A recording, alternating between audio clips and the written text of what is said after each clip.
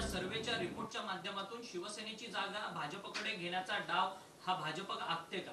नाही, डाव वगैरे आखत नाही आणि सर्वे कुणाचा काय आला याला आम्ही राजकीय याच्यावर जास्त महत्व देत नाही। एक गाईडलाईन म्हणून त्याच्याकडे पाहिलं जातं। सर्वे हा परिपूर्ण नसतो। सर्वे जर मग सर्वच पक्ष चालवायचं तर सर्वेच्या आधारावर चालवू ना। पक्ष हा सर्वेच्या आधारावर चालत नसतो। स्थानिक कार्यकर्त्याच्या मताला फार महत्व असतं। म्हणून भाजप काही मागतंय म्हणून आम्ही काही देतोय अशातला भाग नाहीये। एक सगळं भूमिका समंजसपणाने दोन्ही पक्ष निभवतायत आणि निश्चित सगळ्या पक्षाला वाटतं की आपला जास्त उमेदवार असावे, म्हणून भाजपलाही वाटतं की आपण जास्त ठिकाणी लढवलं गेलं पाहिजे। त्या तिथलच्या कार्यकर्त्याचा आग्रह असतो, परंतु असा आग्रह जरी असला तर अखेर अंतिम निर्णय नेते लोक घेतात। परंतु तुमच्या नेत्यांची खासगीमध्ये चर्चा आहे की कुठेतरी शिवसेनेला भाजपकडनं डावललं जातंय।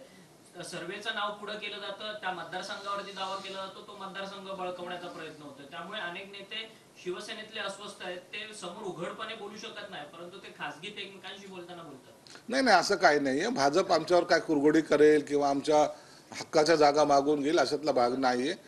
खऱ्या अर्थानं भाजपची ही जबाबदारी आहे।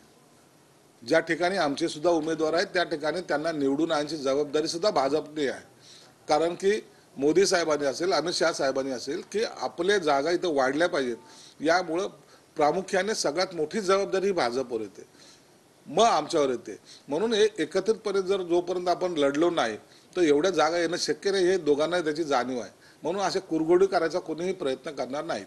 सर, उद्धव ठाकरे आज दिल्लीत पोहोचलेले आहेत। महाराष्ट्रात एवढं मोठं राजकारणाच्या कुरघोडी सुरू आहे, जागावाटावरून निश्चित झालेलं नाहीये, पण आज ते सगळ्या विरोधी पक्षांसोबत मांडीला मांडी लावून बसलेले आहेत आणि आपचे जे मुख्यमंत्री होते केजरीवाल यांच्या अटकेच्या विरोधात आज ते आंदोलन करतात।